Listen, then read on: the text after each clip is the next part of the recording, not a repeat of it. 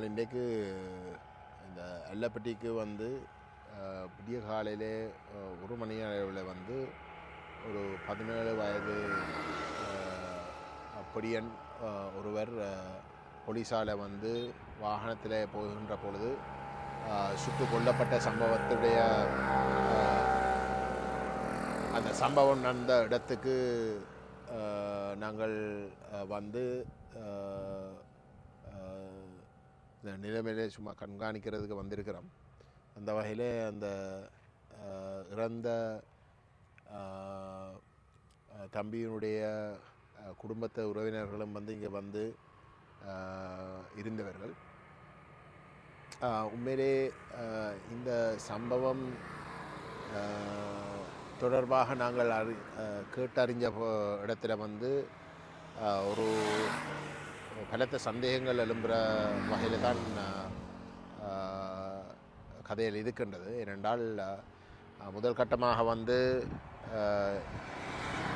அந்த வாகனத்திலே சென்று கொண்டு இருந்த பொடியல் மாட்டு கடத்தல்களில் வந்து ஈடுபட்டதாக வந்து சொல்லி இருக்கின்ற கதை உண்மையாக இருந்தாலும் சரி, அப்படி சரியாக இருந்தாலும் கூட கேள்வி வந்து ஒரு போர் இல்லாத ஒரு நிலையிலே, எந்த விதமான குழப்பமும் யாழ்ப்பாணத்திலே இல்லாத ஒரு நிலையிலே, ஜனாதிபதி வந்து ரோட்டால் எந்த ஒரு பாதுகாப்பும் இல்லாமல் வந்து சுகமாக வந்து நடந்து கொண்டு போகக்கூடிய ஒரு சூழலில் ஒரு வாகனத்தில் வந்து போகின்றவர்கள் ஏதோ ஒரு காரணத்துக்காக வந்து அதில் நிப்பாட்டாமல் சென்றார்கள் என்றால் அதில் வந்து சுடுற அளவுக்கு வந்து நியாயப்படுத்தலாமா? முதலாவது. ரெண்டாவது வந்து சுடுறதாக இருந்தாலும் வந்து அந்த வாகனத்துடைய பயணத்தை வந்து ஏதோ ஒரு வகையில் தடுக்கிறதுக்கு இல்லாட்டி நிப்பாட்டுறதுக்கு வந்து நடவடிக்கை எடுக்கணுமே தவிர வாகனத்தை ஓட்டுறவரை வந்து கொள்கிற அளவுக்கு வந்து நடந்து கொள்கிறத வந்து நியாயப்படுத்தலாமா? மூன்றாவது விடயம், இங்கு அந்த வாகனம் சுடப்பட்ட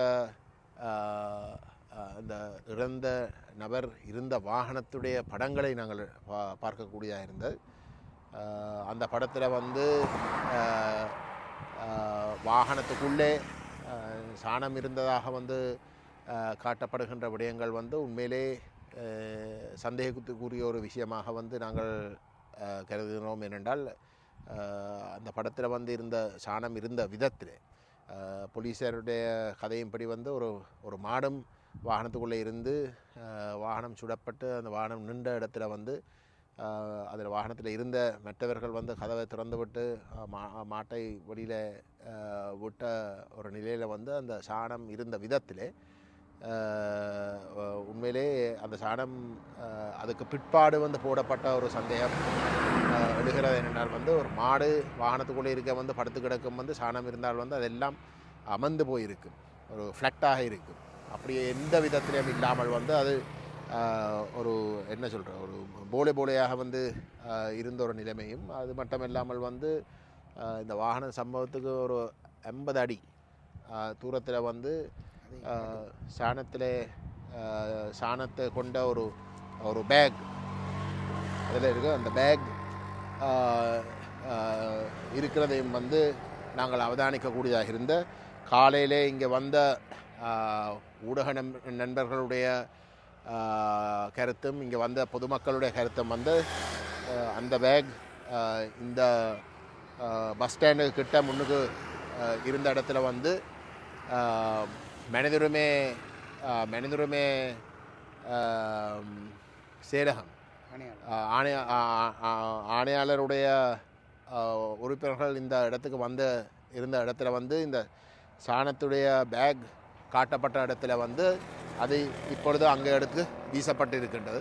அது இப்படி பலத்த சந்தேகங்களோடு வந்து நடந்திருக்கிற ஒரு சம்பவத்தை வந்து நாங்கள் ஒரு நம்பக்கூடிய ஒரு விசாரணை நடத்துறதின் ஊடாக மட்டும்தான் உண்மைக்கு நாங்கள் விட்டு செல்லலாம். ஆனால் எந்தளவு தூரத்துக்கு அந்த உண்மையை போலீஸாரே வந்து சந்தேகத்துக்குரிய நபர்களாக காணப்படுகின்ற பொழுது என்னடா அவர்கள் தான் சுட்டவர்கள், அவர்களே இந்த விசாரணையை வந்து எந்தளவு தூரத்துக்கு நேர்மையாக செய்வார்கள் என்று எங்களை பொறுத்தவரை வந்து நாங்கள் நம்ப முடியாது. அது மட்டுமில்லாமல் இன்றைக்கு இவ்வகையான சம்பவங்களை ஊக்கி வைக்கிற வகையில் தான் இன்றைக்கு அரசாங்கம் வந்து ஒரு அவசரகால சட்டத்தையும் வந்து நீடிக்கிறதின் ஊடாக அனுமதிச்சிருக்கு.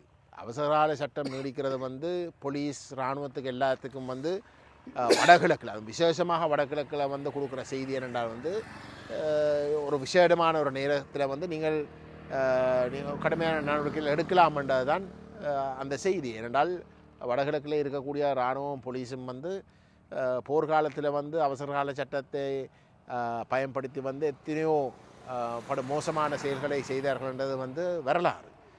அதே எண்ணத்தை வந்து கொடுக்குற ஒரு விஷயமாகத்தான் இந்த அவசரகால சட்டம் இருக்கும். அவை இது எல்லாத்தையும் அரசாங்கம் வந்து